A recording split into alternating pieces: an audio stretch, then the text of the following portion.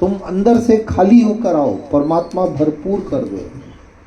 अभी हम अंदर से इतने भरे पड़े हैं, इतने अंदर से संसार वाले दुनियादारी, दुनिया के पदार्थ भरे हुए हैं, तो भगवान की रहमत कहाँ से बरसेगी। तुम एक बार खाली होके आओ, मैं तुम्हारी झोली भरपूर कर दूंगा। तू मेरे सामने खाली होकर आ ताकि तुझे भर दिया जाए। तू सब बातों का ध्यान छोड़कर केवल मेरा ध्यान कर, तथा यही तेरा धर्म है। मैंने उस समय तेरी चिंता की जब तू चिंता करने के योग्य भी ना था, बहुत छोटा सा था। मेरे लिए अभी तू वैसे ही। बच्चा कितना ही बड़ा हो जाता है कि मम्मा मैं तो बड़ा हो गया। 60 साल का भी हो जाता है तो माँ बाप बोलते हैं छोटा है तो छोटे, तो मैं तो 60 साल का दादा बन गया। और माँ बाप क्या बोलते हैं, हमारे लिए तो तू बेटा वैसे ही है। गाँव में जाओगे ना, आपको मिलेंगे 80-85 साल के पिताजी और उनका बेटा 60 साल का, उसके भी 3rd जनरेशन है, पर बाप उसको वैसे ही डांट लगाएगा। तो बोला मेरे लिए तो तू अभी भी वैसा ही है।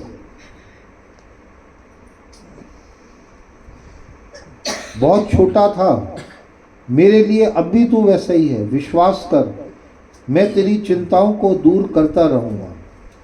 जिस प्रकार मैं तुझे कल का स्मरण, कल का ध्यान, पूजन व याद आज नहीं मांगता, उसी प्रकार तू भी मुझसे कल की आवश्यकताओं की पूर्ति मत मांग।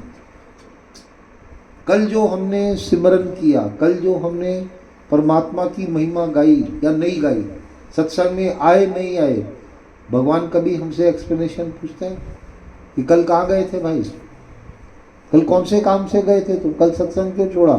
भगवान पूछता है। तो बोला तू भी मुझसे कल की बातों का हिसाब किताब मत कर।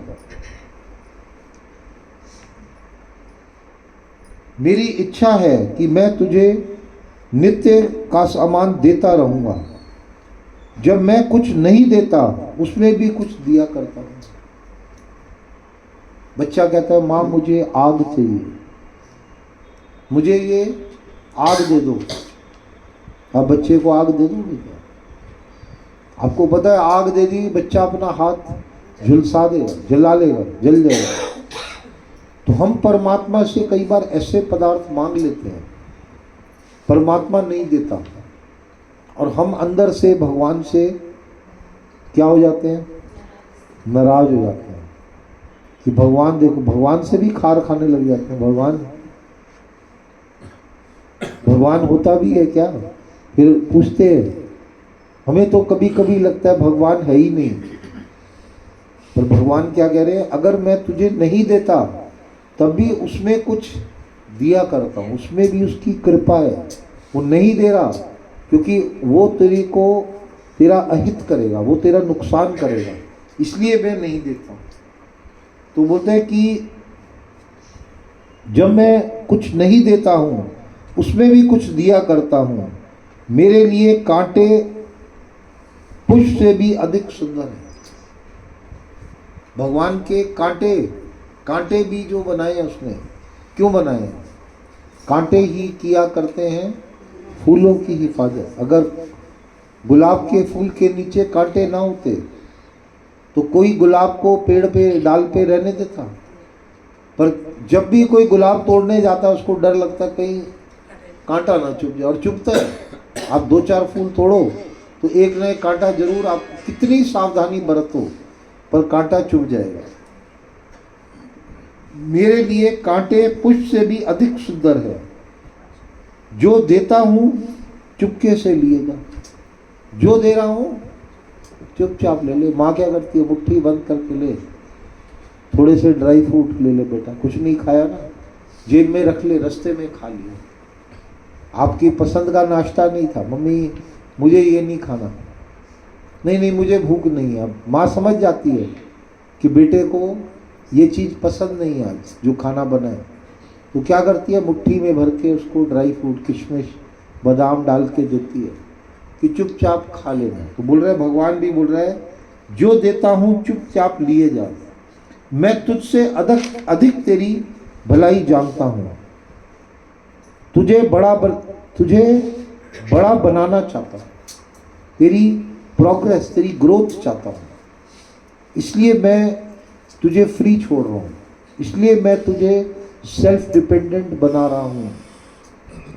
चाहे तो भगवान 1 सेकंड में हमें कहाँ से कहाँ पहुँचा दे, पर वो चाहता है कि हमारी प्रोग्रेस हो। मैंने जो कुछ तुझको दिया है तू उसमें संतुष्ट हो जा। जो कुछ भी मैंने दिया है तू संतुष्ट हो जा। तू ये मत कह कि ये मुझे बेकार मिला है, इसको ज़्यादा अच्छा है। कंपैरिजन में दुख है। जब हम कंपेयर करते हैं, एक झोली में फूल खिले हैं, एक झोली में कांटे गए, बोला कोई कारण होगा, उसमें भी कारण है। तुझे कांटे मिले हैं, क्यों मिले हैं? उसको फूल मिले हैं, क्यों मिले हैं? ये भगवान जानता है और उसने सोच समझ के तुझे दिए हैं। मैंने जो कुछ तुझको दिया है तू उसमें संतुष्ट हो जा, उसका विरोध मत कर, तुझे कष्ट होगा। अगर तू विरोध करेगा, भगवान का कुछ नहीं बिगड़ेगा, कष्ट तुझे ही होगा। तू अपनी शक्ति से उसे बदल ना सके। तुम प्रवाह से विरुद्ध चलोगे, अगर तुम बहाव के अगेंस्ट चलोगे, नदी में प्रवाह पानी का ऐसे जा रहा है और आप उल्टा चल रहे हो, तो लड़ना आपको पड़ेगा, कष्ट आपको होगा। बेटर है कि तुम प्रवाह के साथ बढ़ो, जहां रब ले जाए चलता चल, जो रब चाहे करता चल, जो वो कराए करता चल, जो उसकी इच्छा हो वो ही मेरे लिए अच्छा है।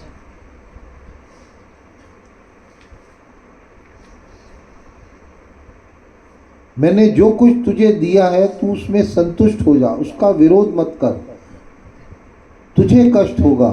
तू अपनी शक्ति से उसे बदल ना सकेगा। तू मेरी इच्छा से संतुष्ट रहे, तेरे तन मन को शांति मिलेगी तथा तेरी दौलत बढ़ेगी। कौन सी दौलत? तेरी अंदर से तू माला माल हो जाएगा। मतलब तुम्हें परमात्मा की कृपा का धन, तुम्हें लगेगा मेरे ऊपर भगवान की कितनी मेहर है, कितनी कृपा, बेअंत कृपा बरस रही है। ये जब आप अंदर से जागृत होते हो तब आपको महसूस होता है। नहीं तो ताकते रहते हो इधर उधर, मेरे को ये कम है, मेरे पास ये नहीं है, अंदर से कमियां आपको दिखती हैं। पर जब आपको अंदर से ज्ञान में आप जागृत होते हो तब अंदर से लगता है भगवान कितना दिए, सब ओर से तू दे रहा है, दिए जा रहा है, हर तरफ से मुझे मिल ही तो रहा है।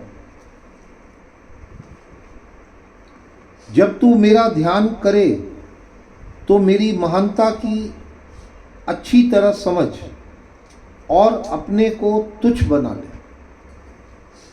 भगवान की महानता जान और अपने को तुच्छ बना ले। तुच्छ मीन्स अपने को श्रेष्ठ मत जान। तेरे अंदर तेरा कुछ नहीं है, जो कुछ भी है सब मेरा ही है, मैंने ही सब कुछ तेरे अंदर डाला है। तो बोला अपने को तू तुच्छ बना ले, मेरे महान तेज बल का ध्यान कर और भय से मुक्त हो। मेरे तेज, भगवान का तेज कितना जबरदस्त है, भगवान की पावर कितनी जबरदस्त है। वो पावर हाउस है परमात्मा, और जिसके पीछे पावर हाउस है, इसका घर पावर हाउस के बाहर होता है, उसके घर तो कभी अंधेरा ही नहीं होता, कभी लाइट ही नहीं जाती, क्योंकि हम तो रहते ही पावर हाउस में हैं, हमारे घर ही पावर हाउस के अंदर है। तो परमात्मा है पावर हाउस। अगर हम परमात्मा से जुड़े हुए हैं तो हमारे अंदर कभी शक्ति का अभाव नहीं होगा, हम कभी कमजोर नहीं होंगे, कभी हम दुखी नहीं होंगे, कभी हम अपने को दीनहीन नहीं जानेंगे।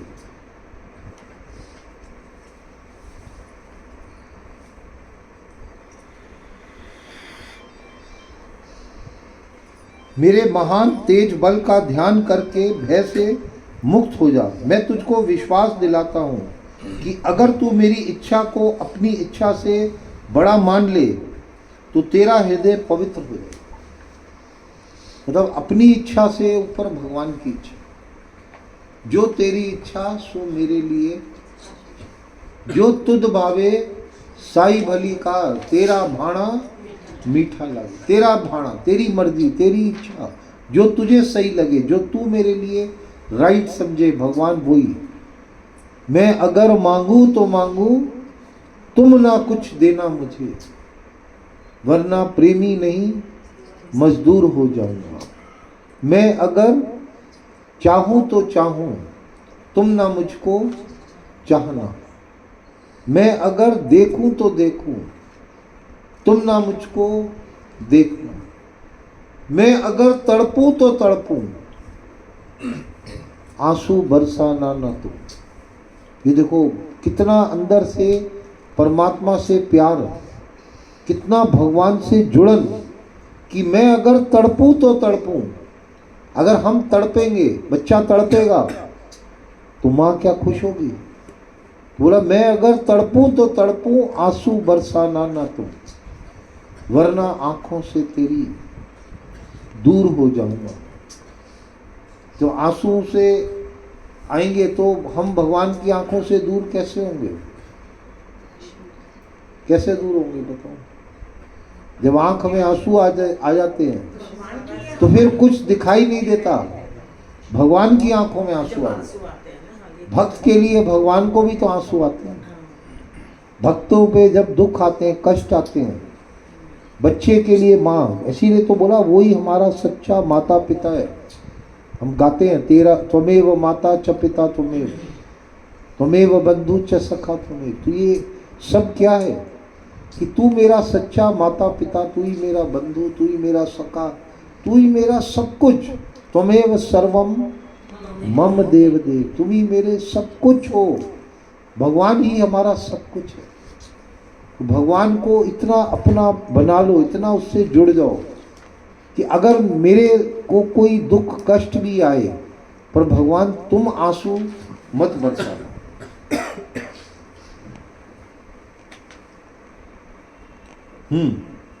और ये बहुत सुंदर लिखा है इसमें कि तुझको बेपरवाही मिल जाएगी, तेरे मन की इच्छाएं तथा उसकी पूर्ति का कष्ट जाता रहेगा। लाइन मिस हो गई।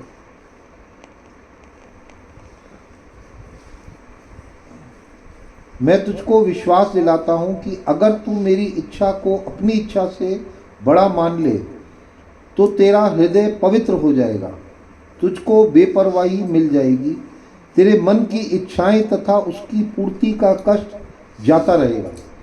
मैं इस संसार को आज्ञा दे दूंगा कि तेरी हर बात का ध्यान रखे, तेरी हर मुश्किल में काम आए। अगर तुझ पर कठिनाई आ भी जाए तो मैं सर्वशक्तिमान महान तेज वाला स्वयं आकर तेरे कष्टों को दूर कर दूंगा। ये सच है, बिल्कुल सच है। भगवान को बार बार विश्वास दिलाना पड़ रहा है क्योंकि मनुष्य बहुत जल्दी मानता नहीं है, जल्दी से भगवान की बात भी एक्सेप्ट नहीं करेगा। तो भगवान क्या कह रहे हैं, ये सच है, बिल्कुल सच है।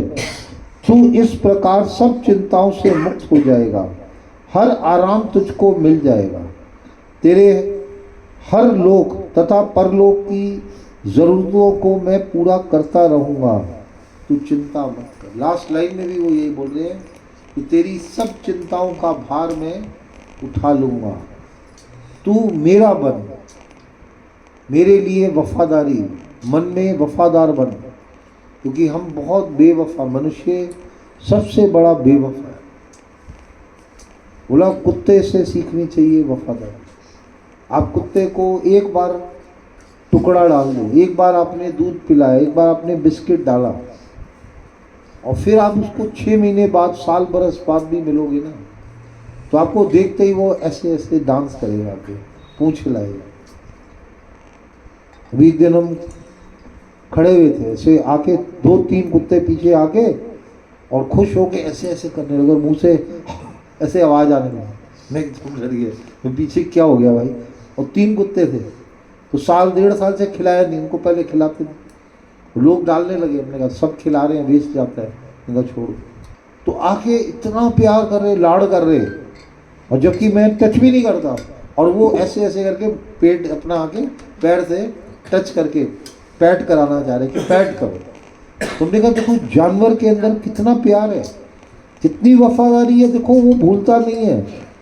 चल हम ऐसे भगवान के वफादार बनेंगे। हम तो जरा सा कुछ नहीं होगा ना तो भगवान से ईमान डामाडोल हो जाएगा, आंख में आंसू आ जाएंगे। भगवान तू भी भूल गया।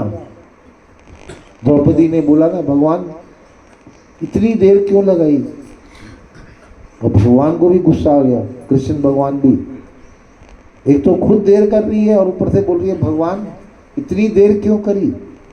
भगवान ने कहा देर तूने करी या मैंने करी। भगवान को लाना दे रही है, भगवान देर से आए। बोला देर से तू आई, मैं देर से नहीं। बोला मैं तो इस सभा में सबसे पहले आ गया, इस सभा में, राज्यसभा में सबसे पहले मैं पहुंच गया था, बाकी सब बाद में आए थे, पर तूने मुझे नहीं देखा। तूने सबसे पहले अपने पतियों को देखा। मेरे 5 शूरवीर, मेरे 5 पति हैं, ये आएंगे मेरी रक्षा करने के लिए, वो भी नहीं आए। अब तो भीष्म पितामह, अब आचार्य, कृपाचार्य और जितने भी द्रोणाचार्य, गुरु बड़े जितने भी थे फैमिली के, ये लोग आएंगे, ये आएंगे, बाबा आएंगे, दादा आएंगे, कोई नहीं आया।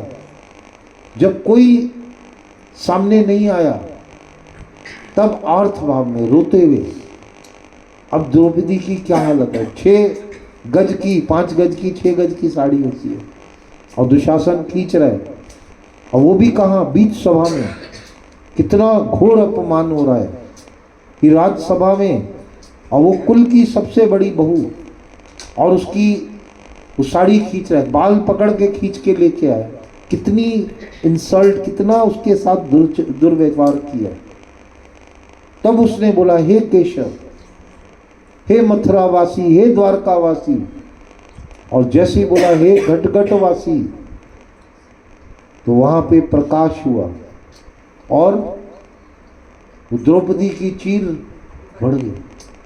दुशासन खींचता जा रहा है, वहां बोला ढेर लग गया, साड़ी का ऐसे पहाड़ बन गया, और द्रौपदी के चीर खींचते खींचते उसके कंधे दर्द हो गए, शक्तिहीन कर दिया भगवान ने, उसके कंधों की शक्ति खींच ली और वो गिर गया। तो ये क्या था, ये भगवान की कृपा थी। किसने पहचाना उस टाइम पे, भीष्म पितामह समझ गए कि भगवान आ गए। तो भगवान तो पहले से ही आया हुआ। God is always in time, God is never late, but we are in a hurry. भूल क्या होती है, हम बहुत जल्दबाजी में रहते हैं, बहुत जल्दी इम्पेशेंट हो जाते हैं, क्या होगा, कैसे होगा, हे परमात्मा। पर गुरु क्या बोलता है, भगवान मरा नहीं है, भगवान जिंदा है, डरो मत, भगवान तुम्हारी सब बिगड़ी बनाएगा। ठीक है, बोलो रचित।